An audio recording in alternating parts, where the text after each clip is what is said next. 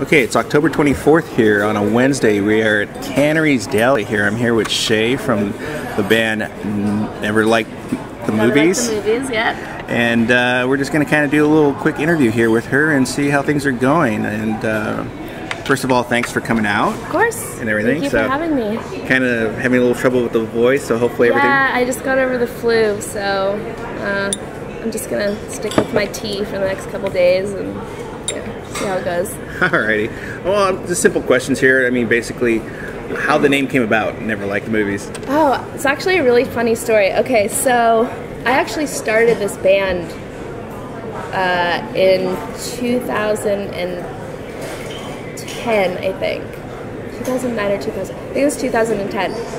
And I started it with a really good friend of mine who's not in the band anymore, but he wrote one of the songs on the CD that we have, actually.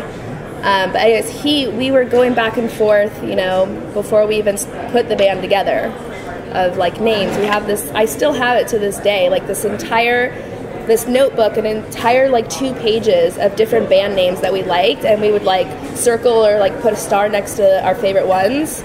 And Never Liked the Movies, actually, we both liked a lot. A lot of people think when they hear the band name Never Liked the Movies that they're like, you don't like the movies? I'm like, no, that's not what I meant by that. What I meant is, like, when you watch a movie and, you know, say it's really sad or really happy or really romantic, like, it's never like that in real life, you know? It's always exaggerated in the movies, you know? So we came up with this idea of having the band be Never Like the Movies, because it never is like the movies. You know, so that's kind of where that came from. That's kind of a cool concept. I like that. I really like that because, yeah, I could see how people could say that, being it, taking it one way and stuff. So actually, that's pretty cool. So you're saying basically you've been in this band for about, what, going on two years now? Yeah. I started in 2010, and then I kind of like was going through like processes of band members and music and, you know, kind of trying to like figure out what I wanted to do, kind of thing. Because before this band, I was doing straight up pop rock, like straight up like Avril Lavigne, just, you know, whatever. And I wasn't really into that. It got boring after a while, so I decided to start something new. And then I came up with this band, and I kind of was. It's funny. The first like 4 or 5 songs that we recorded, there was a guy in the band who screamed also. So we were like more of a screamo, heavier metal band back then. And then we kind of let him go, and because I mean I wanted to be more like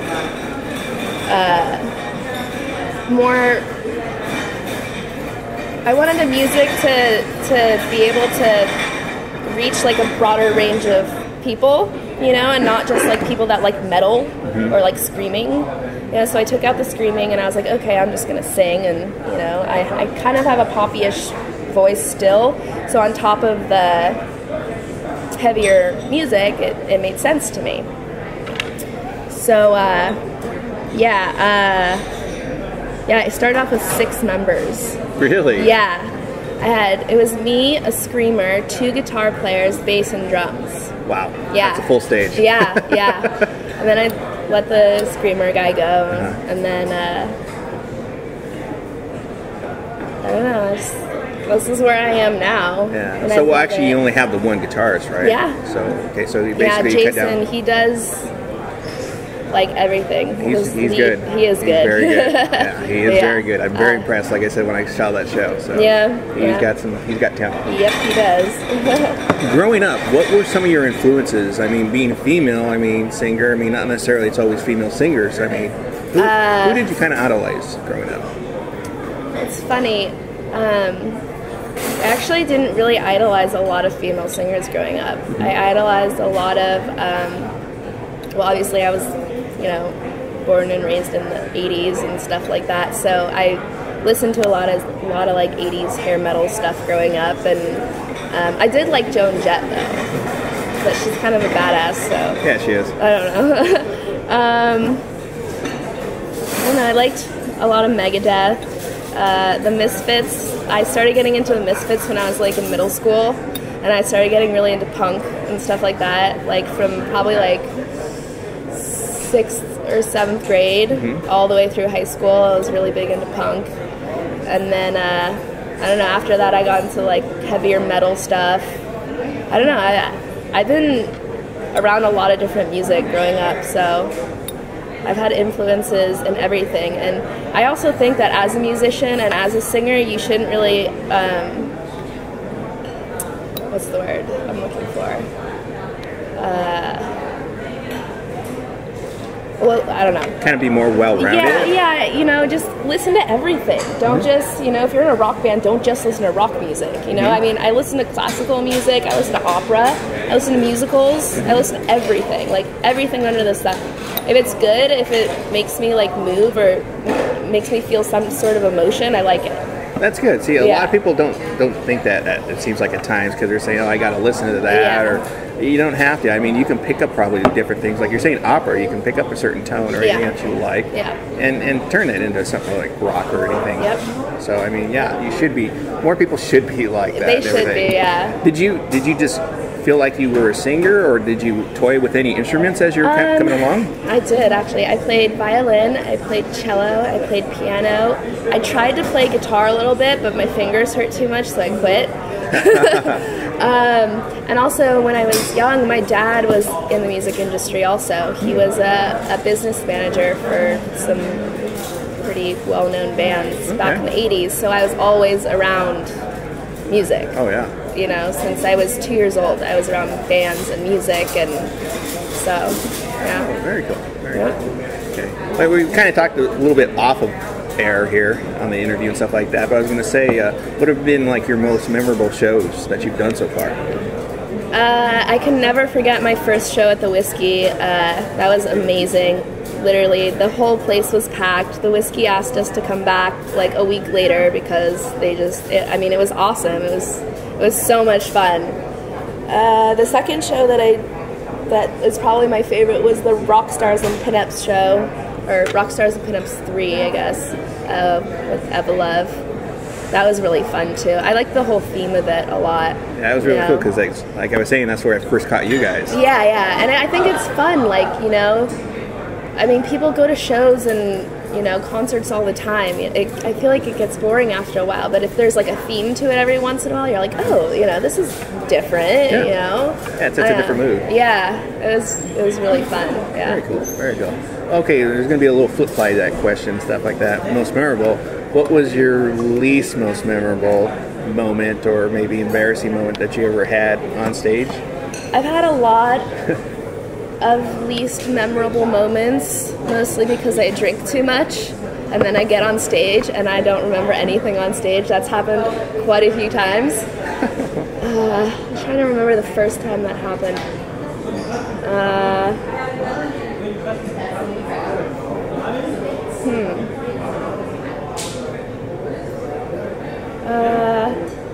I don't even remember. I seriously don't remember. I just remember, I forget where the show was.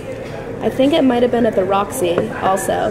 But I remember my drummer told me, he was like, you should just get completely wasted before the set. And just don't give a fuck about anything. Just get wasted. And I'm like, okay. So I just like drank and drank and drank and drank and drank, and I literally don't remember anything on stage. When I got off stage, everybody was like, oh my god, that was the best performance ever, like that was amazing, like, and I was like, really? I don't remember anything. I completely blacked out on stage, don't remember a thing. I think there was one point where I was throwing t-shirts out to people. Yeah. Well, you did it that one show. It was at the Roxy. It was at the Roxy. It was at the Roxy. I remember that. Yep. I do remember that because I went to Vegas that night after the show. Wow. Okay. Yeah. From the Roxy to Vegas. I'm a little spontaneous. I like to get crazy sometimes. There's nothing wrong with that. There's nothing wrong with that. Have you guys just basically played the Hollywood area? Have you played anywhere else, or? Yeah, we've basically. The only reason why we've been playing the Hollywood area so much is because they keep asking us to come back. That's a good thing. Yeah, so I mean, I can't complain, but I have to say I'm getting a little bit bored of playing the Whiskey and the Roxy. And we did play. We played another show in Long Beach. And we played my birthday show, which was in North Hollywood at Skinny's. That was really fun. I liked it a lot also because it's a smaller venue. It's more of like a bar.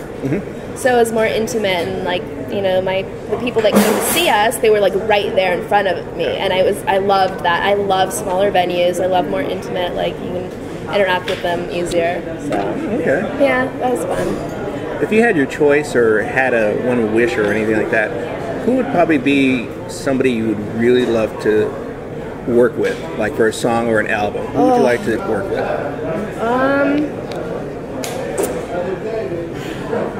That's a tough one.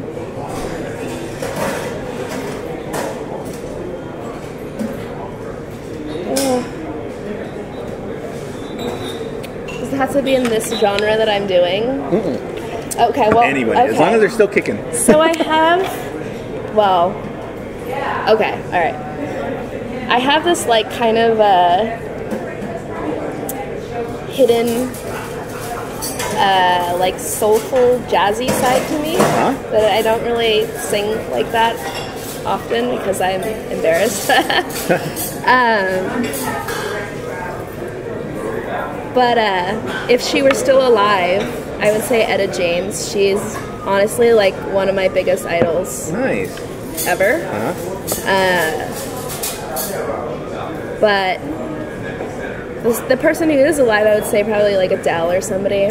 Okay. Yeah, I mean, she's incredibly talented. Like, I don't even understand how she's that talented. That would be awesome to, you know, like, I don't know, even just do like one song or like to sing a duet or something. Like, that would be so cool. Nice.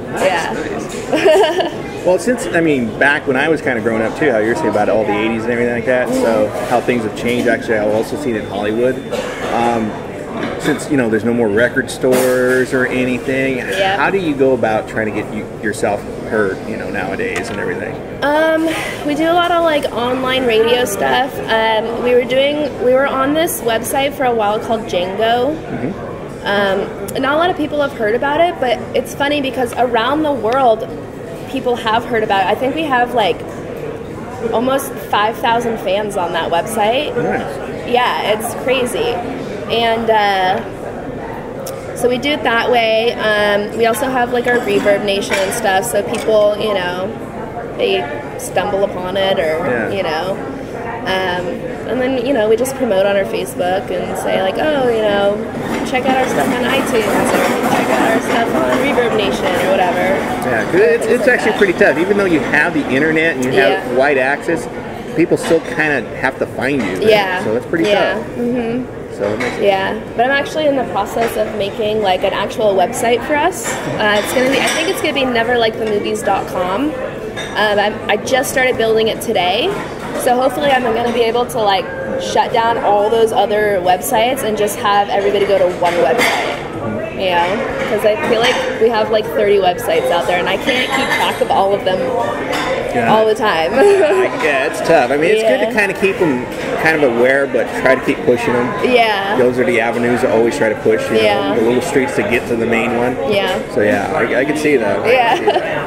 Do you find it kind of tough being a female singer, you know, in a band that maybe, you know, it being so male dominant in the world? No, not really, actually. Only because when I finished the CD and kind of went into the, you know, world of doing shows and stuff, all of my friends that I had were already females in bands. So I just surrounded myself with them. And I made more friends that were females in bands. So, I mean, it wasn't that tough. I mean, probably the toughest part is just the fact that the guys in my band are kind of perverted sometimes. But, you know what, it's okay. I was raised with my brother and my dad, so I kind of know what to expect and whatever, but you know, sometimes I'm like, okay guys, settle down. Yeah. But for the most part, it's not too bad, and, you know, they tease me all the time. I can imagine. But it's funny, you know, like, I don't know. It's fun. Kind of like really three other bigger brothers. Yeah. Brothers. Yeah. But it's fun. It is. It's really fun. That's good. Yeah. Well, I'm going to try and get you thinking again here now. If you have your choice, so out of all the songs that have ever been written in the world, doesn't matter what it is, what was the one song you wish you had written or performed? That's about Oh man, I have a very large selection of songs in my head, so this might take a while for me to like go through everything here.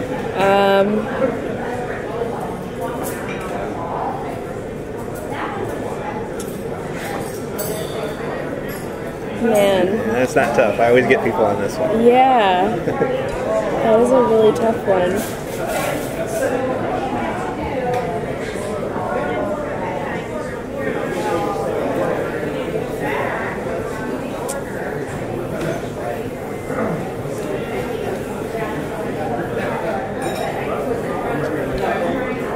You can go with a few. Okay. First, I would probably say any song from Paramore's Riot album. So good. That it is.